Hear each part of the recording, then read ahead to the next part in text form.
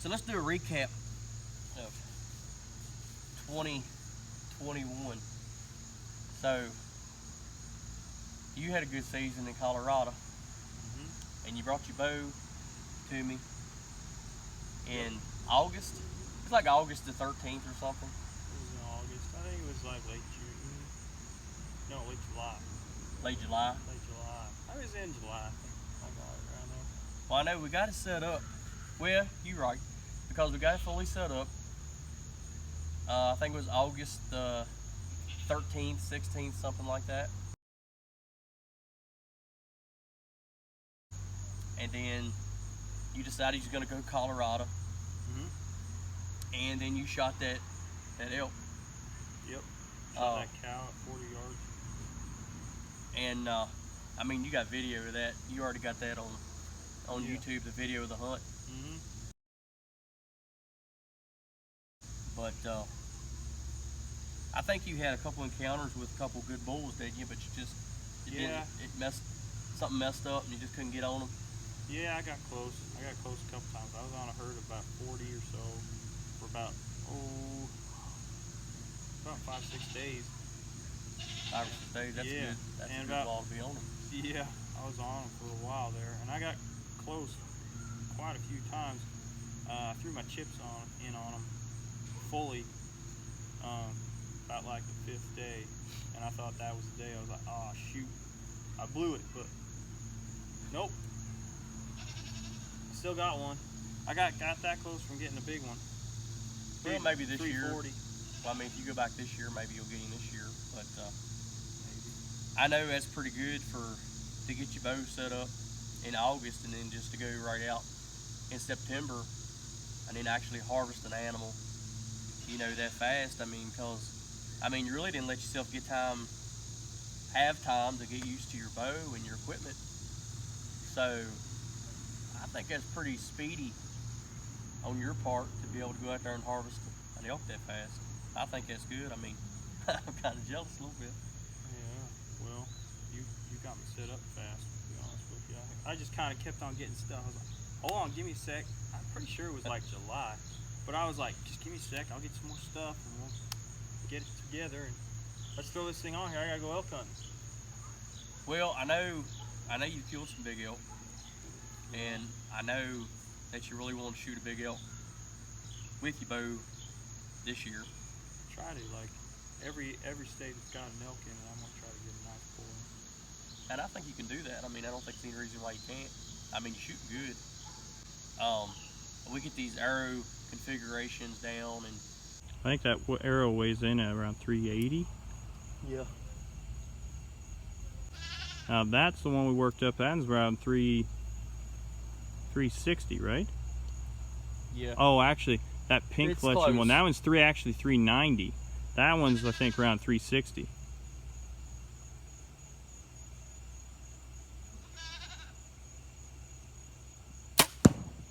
Boy, another thump. Kind of figure out, you know, exactly what you want to go with. I think you know what you want to go with. I think you got a game plan on what you want to go with. Yeah, yep. I'm going with a well-balanced arrow between FOC. I like to load the front of the arrow, and I like it to be fast.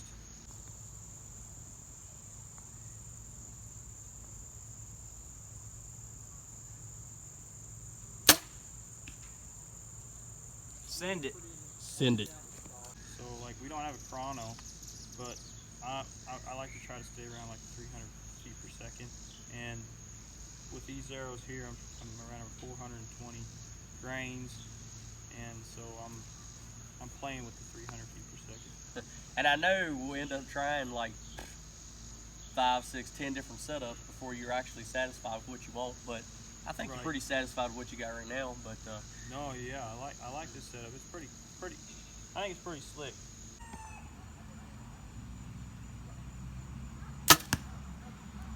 Woo!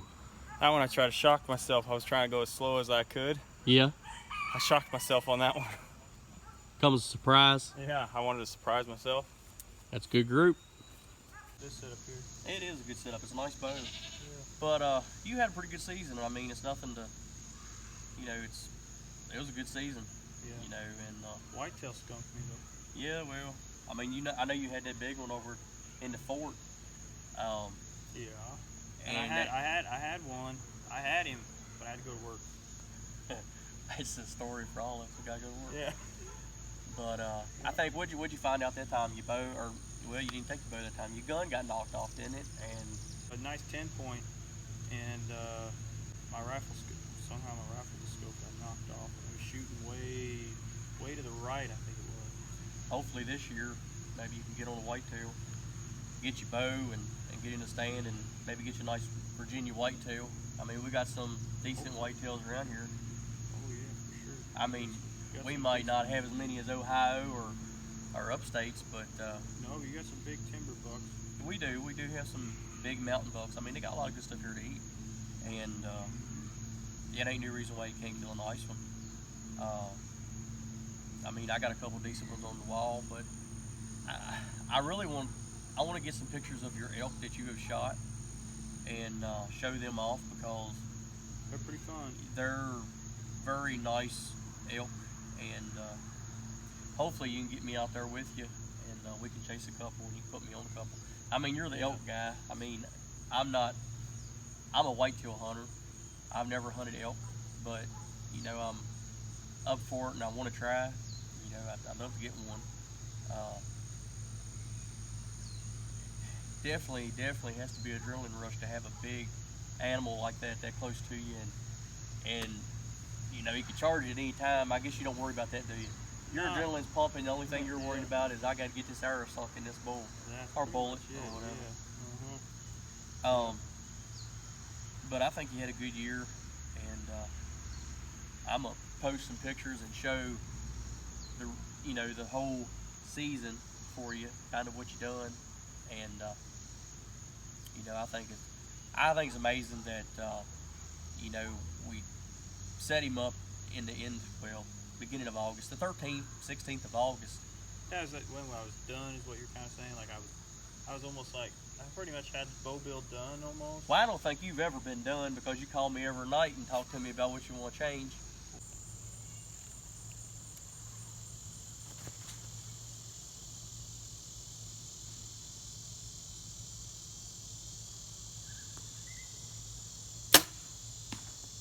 Yuck me. Well, yeah, I'm always trying to perfect something.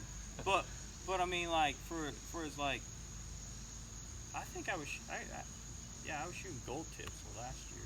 Those were 436 grains. They were shooting good. They were shooting good. They tuned good out of the bow. Yeah. I know the FOC on this one is a little higher. No, I'm wrong. The FOC on this one should be higher, right? Which inserts do we have? We have two different inserts. On the pink fletching, you got a 72 grain gold tip. Yeah. And then you got on the arrow we worked up for you, it has a 40 grain insert. That's what I was thinking. Both 100 grain tips. So this one has the most FOC of both of them. And we got to do a figure on that too to make sure what the FOC is. I think I'm gonna shoot the one with the most FOC this time. Let's see what it does. See how it reacts. And then I'm gonna shoot the other one. I mean, we ain't really shot an arrow yet that ain't been good. I mean, these victories that we're shooting right now, I mean, these things are smoking fast. They're really light. And we'll get on that. We're gonna do a series, and we're gonna talk about draw length, and Boy, we got a lot of stuff coming. Huh? we got a lot of stuff coming. We got a lot of stuff to talk about. Yeah, I mean, shoot, we could talk forever on I think these people are gonna get tired of hearing us talk. probably.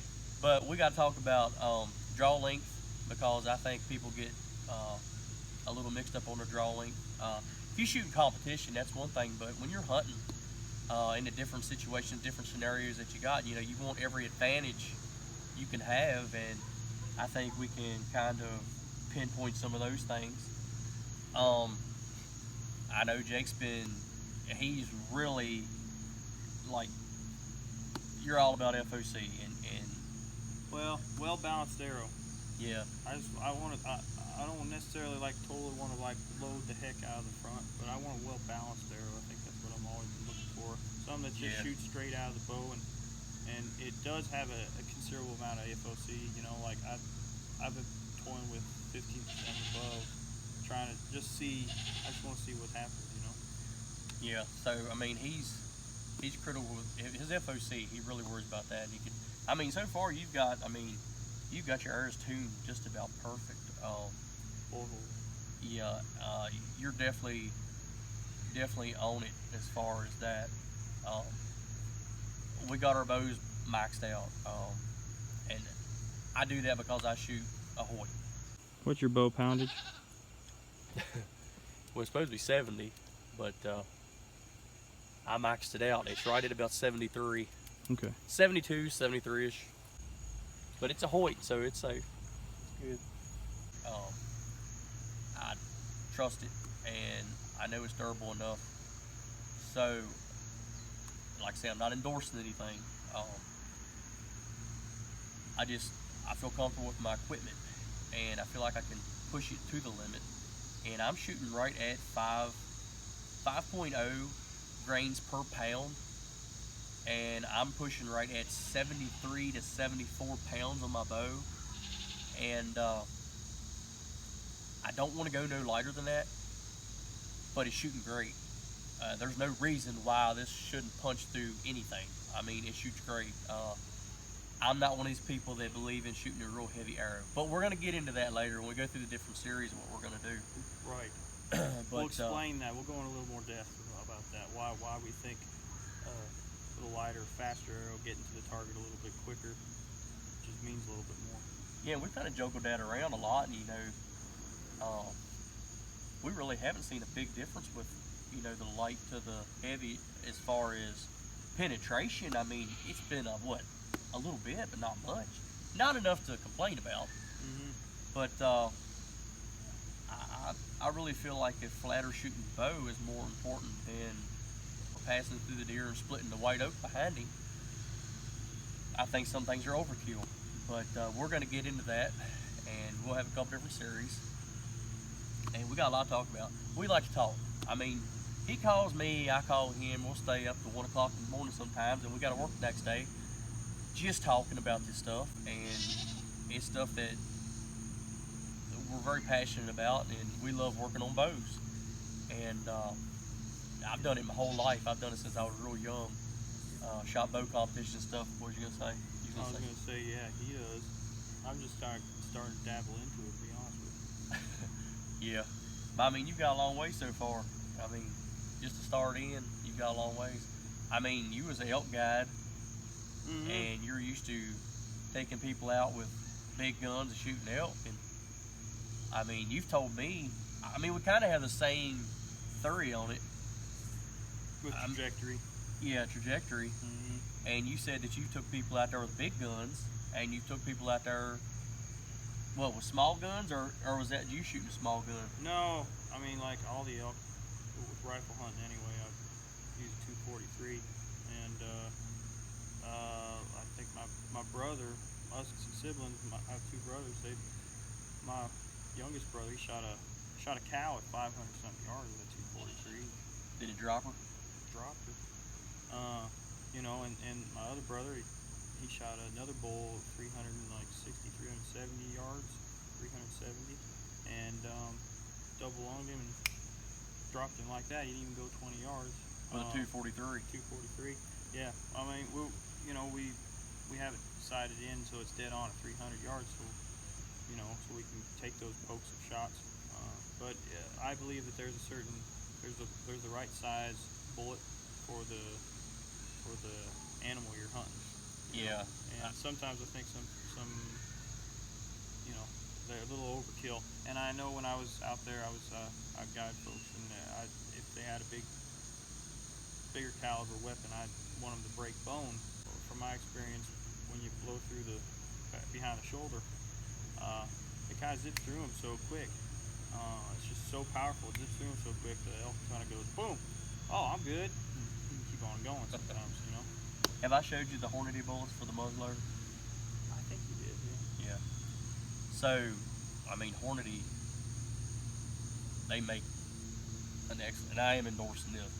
Hornady makes an excellent bullet, and if you haven't shot it yet, you need to get on it because they are some real thumpers.